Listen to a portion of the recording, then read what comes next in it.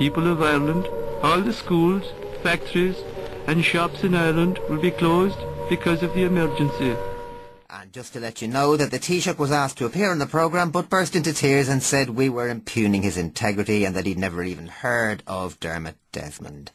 News now of more industrial unrest. Taxi drivers this morning began picketing Dublin Airport from 11 a.m. On the scene was our transport and Camogie correspondent Angela Cudley, who's on the line now. Angela. Yes, Pontius, I'm currently talking to you from outside Dublin Airport, where the taxi drivers are protesting by parking their cars in a big long line outside the arrivals hall. It's carnage, Pontius, carnage. Good Lord, was there a big response from the drivers to protests there this morning? Well, initially none of them turned up, but then 1,000 of them rang in saying they'd been round Cork Airport 2 or 3 times and couldn't find number 24.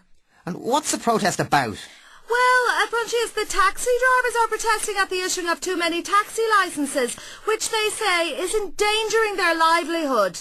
The licensing authority rush-released 12,000 licences this morning to cope with the sudden absence of taxis in Dublin city centre.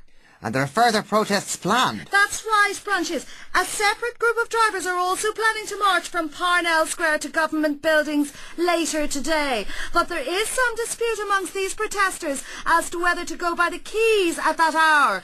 An official taxi driver spokesman said he couldn't see past United for the title now and asked me if I was going anywhere for the holidays.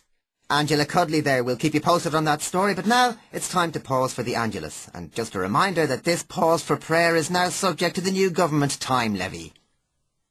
And it's over to the Met Office for the weather. There will be no weather forecast tonight because of the emergency.